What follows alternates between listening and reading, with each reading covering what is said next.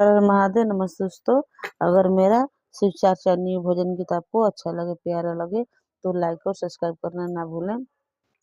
तो हम मेरा जटवा के जुड़ावा बना दे गौरा, हमेरा जटवा के जुड़ावा बना दे गौरा, दिलवा के कारा से लागल बाबा तद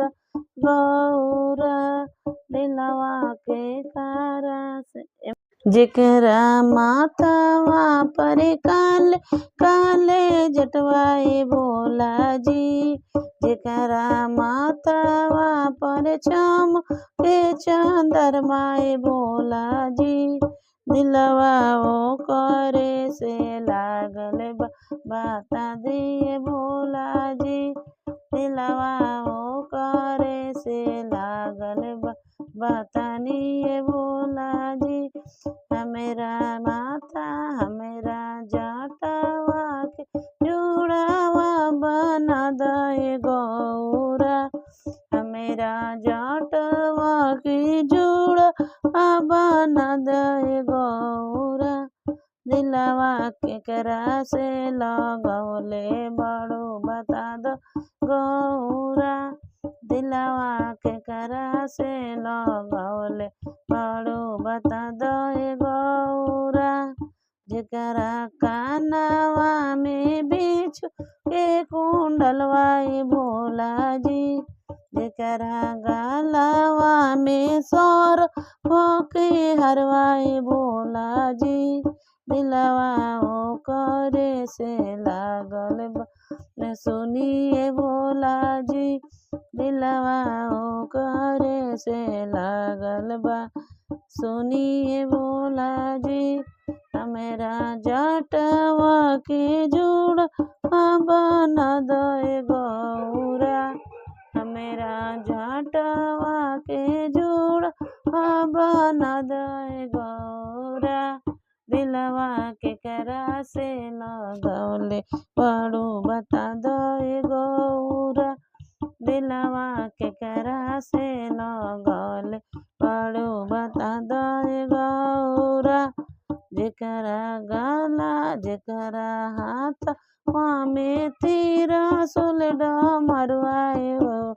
जी, जेकरा कोमर में मिर्गा के चलवाए भोला जी, दिलवा ओ करे से लागल बा सुनिए भोला जी, दिलवा ओ करे से लागल बा सुनिए भोला जी,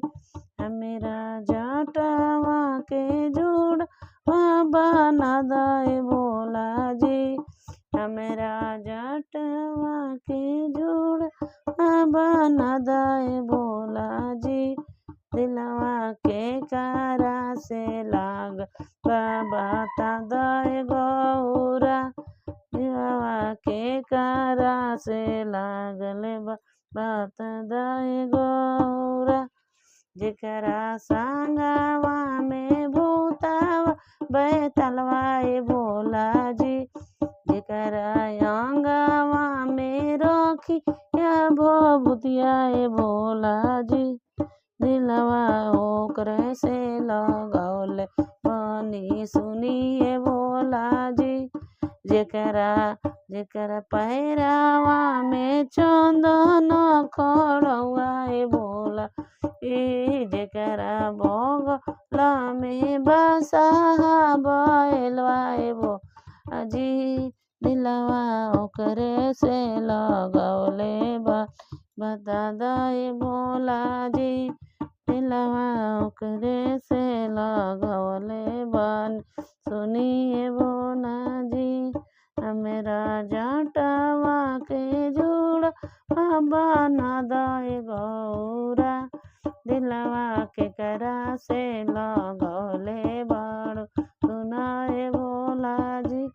दिलवा के करा से लगौले बड़ो बतावे गौरा, पहिला में दाया मांगम दूसरा चर्चा करम, तीसरा में नमः शिव से परे नाम।